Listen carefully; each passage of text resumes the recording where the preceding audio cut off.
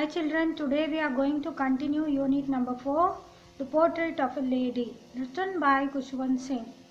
Okay, last session we discussed some of the important aspects of this lesson. Pause the video and try to think over what we learnt in previous session. Let us try to recall what we learnt in previous session.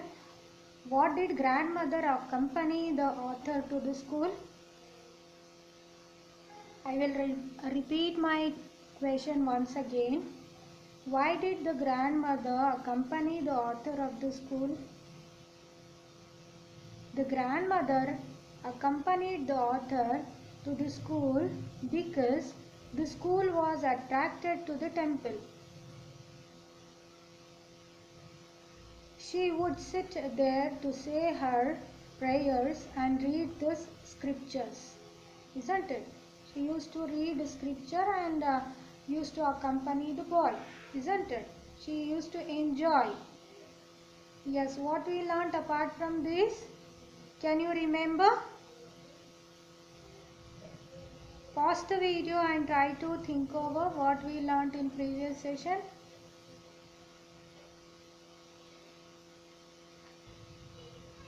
What was an inseparable part of the grandmother? Pause the video and try to think over.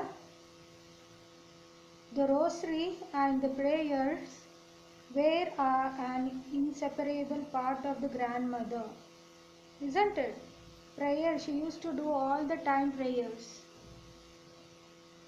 Why did the grandmother say her morning prayer in the monotonous song? She hoped that the author would listen and get to know it by heart. She used to sing a song, isn't it? In order to, she used to think that if she sing like that, even the author, that is boy, will be able to learn the prayer. That is what she used to think.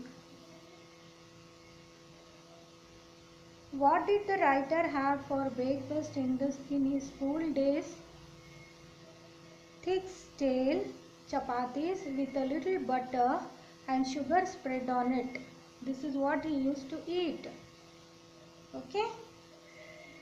Then, why did the grandmother always accompany the author to his school?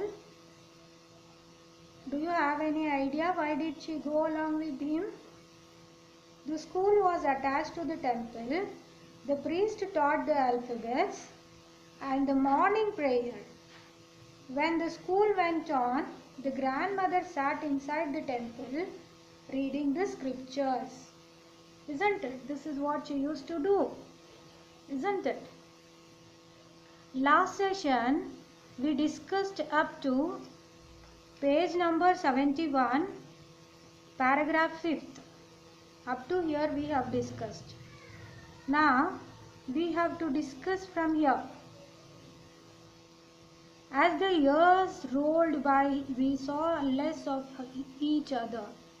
For some time, she continued to wake up and get me ready for school. When I came back, she would ask me what the teacher had taught me. I would tell her English words and little things of Western science and learning. The law of gravity, Archimedes' principles, the world being round, etc. This made her unhappy. She could not help me with my lessons.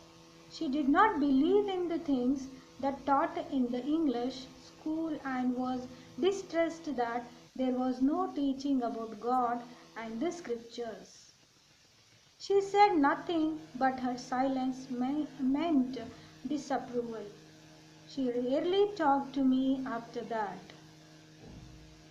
Okay, now it is her behavior shows that she is unhappy with whatever the education author is getting. Now, author is getting all kind of Western education, like how you are learning. He is getting school education rather temple education. Okay, there in temples, when he was going to temple to study, He used to learn what he used to learn? Alphabets, only some of the Hindu scriptures. Okay, that too taught by the priest, which was very much sentimented by the grandmother. Okay, now whenever he comes back, after once they return back to city, every day whenever Arthur used to come to home, she used to ask, what did you learn in school? He used to tell about the English. Along with the alphabets, he used to tell some of the science laws, Archimedes principles, gravity, law of gravity. All this he used to tell, but she was not happy with whatever the education he is getting from the school. And after that, she started maintaining distance from the boy. Okay, now let us see. When I went up to the university, I was given a room of my own. The common link of friendship was snapped. My grandmother accepted talk to anyone. My grandmother accepted her solution with resignation.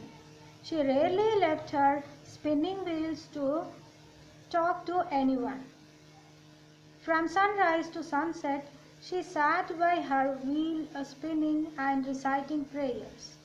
Only in the afternoon she relaxed for a while to feed the sparrows. While she sat in veranda breaking the bread into the little bits. Hundreds of little birds collected round her, creating a variable bedlam of chirrupings. Some came and perched on her legs, but she never shooed them away. It used to be the happiest half hour of the day for her.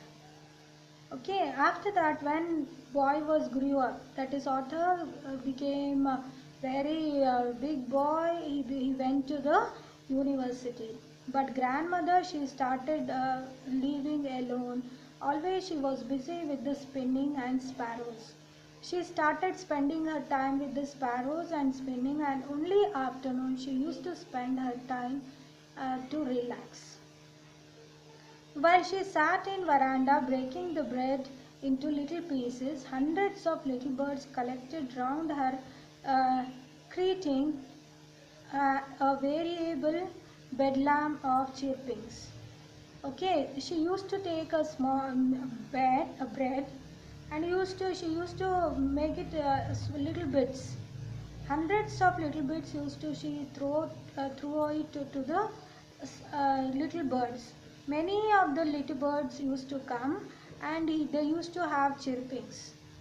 Okay, some came and purchased on her legs, but she never shooed them away.